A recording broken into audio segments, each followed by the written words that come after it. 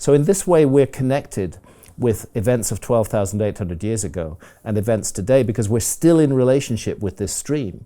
And what we know is, what the Younger Dryas impact hypothesis proposes, is that the encounter with this particularly lumpy part of the Taurid meteor stream 12,800 years ago led to a sort of swarm of debris hitting the Earth. And as the Earth is rotating, that swarm of debris moves eastward, and right across the surface of the planet is evidence of this Younger Dryas impacts. And it immediately causes radical climate change. That's because of the ice water coming off the North American ice cap, from those big impacts on the North American ice cap. There's a mystery at the beginning of the Younger Dryas, 12,800 years ago, because global temperatures plunge, but at the same time you get sea level rise, a sudden sea level rise.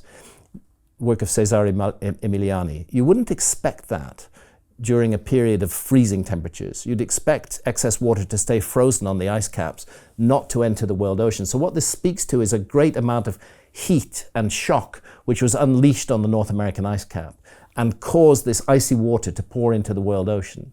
One of the things that icy water did was to stop the Gulf Stream dead in its tracks. The Gulf Stream is part of what's called the global meridional overturning circulation. It's the central heating system of our planet. It's one of the things that keeps our planet warm.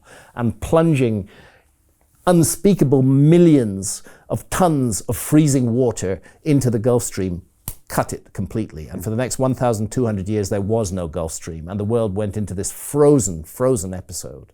And that's when all the megafauna died off. That's when the saber-toothed tigers, the woolly rhinos, the mammoths, the mastodons, the giant sloths, they all went extinct during that period. Not because they were overhunted by human hunters, but because of a global cataclysm that took place at that time. It was a time when there's clear evidence of a massive shrinking of human population. Population goes through a bottleneck at that time. It was clearly a devastating event in every way. Now, there may be other explanations for it.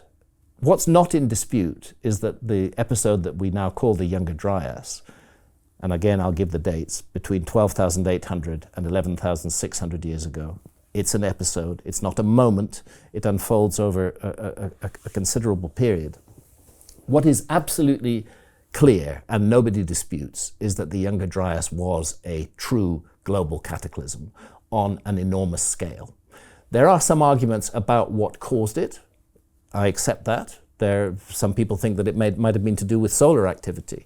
But I think the evidence that the Comet Research Group, and there's now more than 100 scientists working on this, I think the evidence that they've put forward is the most compelling.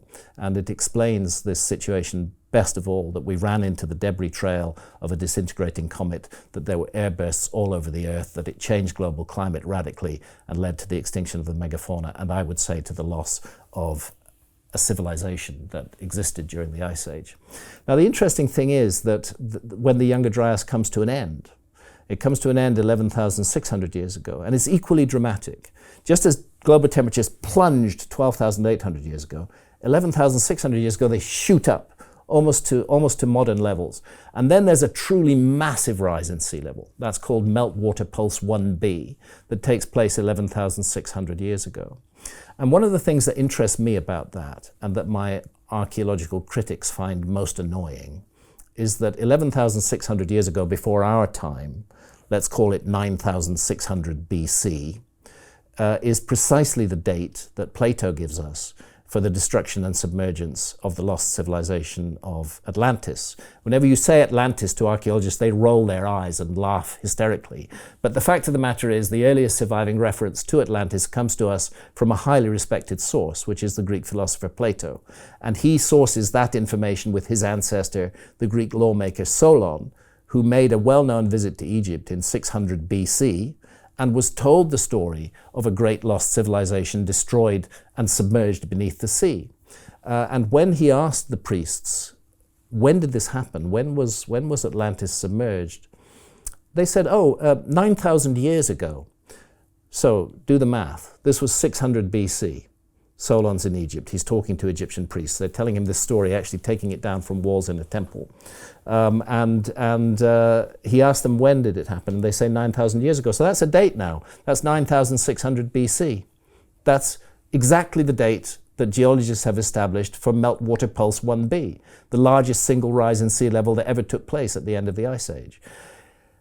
And yet, archaeologists say Plato made the whole story up to make some kind of political point. Rubbish. He is conveying absolutely accurate factual information. How could he possibly have known about meltwater pulse 1b?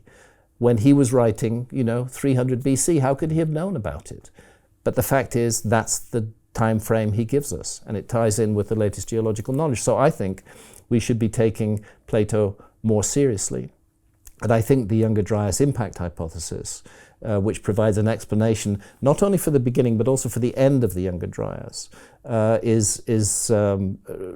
requires to be taken much more seriously than the mainstream has so far taken it.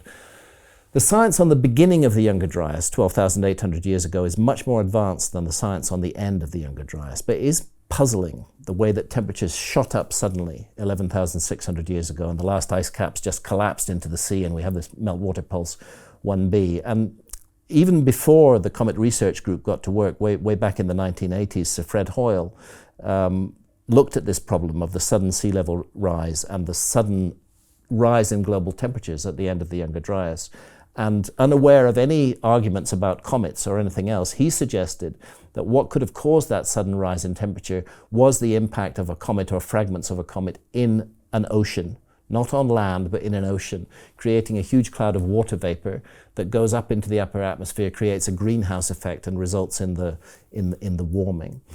So within this hypothesis, there are explanations both for the beginning and for the end of the Younger Dryas, which are not offered by any other theory. So it's my favorite theory, and I've done my best to, particularly in the last episode of Ancient Apocalypse, to talk to some of the experts involved and to present that theory in its full light.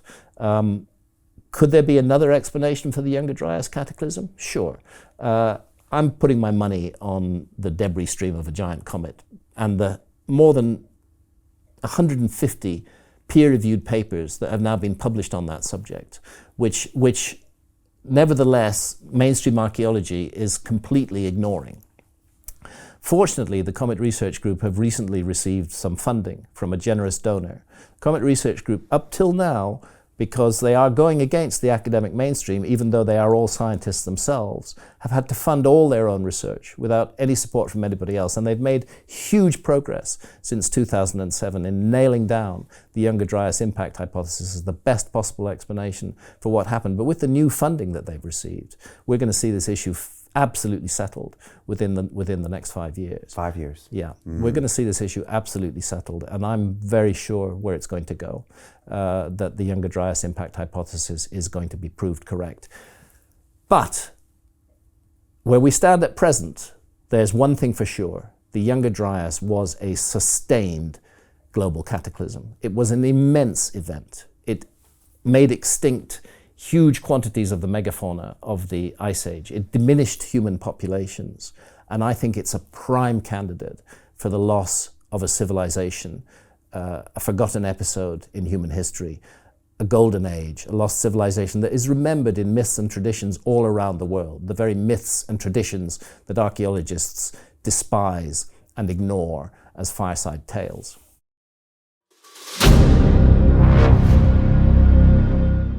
I'm looking for partners, collaborators, colleagues who want to join forces with me around the globe and create real value, generational wealth, and financial freedom for everyone else around the world.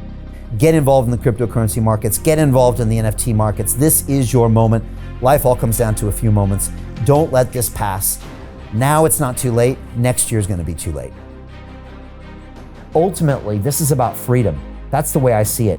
This is about giving power back to the people and enabling billions of people worldwide to use the financial markets to improve their lives and those of their friends and their families and their communities. Honestly, I think it's a violation of human rights not to allow people basic access to financial services.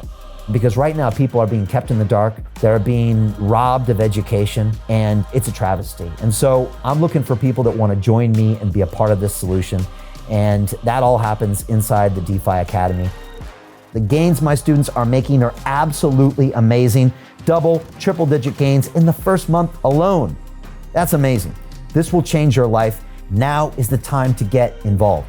I'm gonna tell you exactly how my students in my academy made money in the last 30 days. I'm talking about real trading results.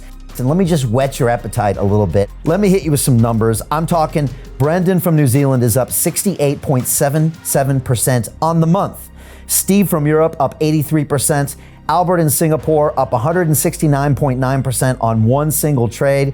I got Susan up 153% on her call options alone, also rocking 139% returns and 442% returns as well on individual trades. These are people that are changing their financial future in the last 30 days, but it's based on trading discipline.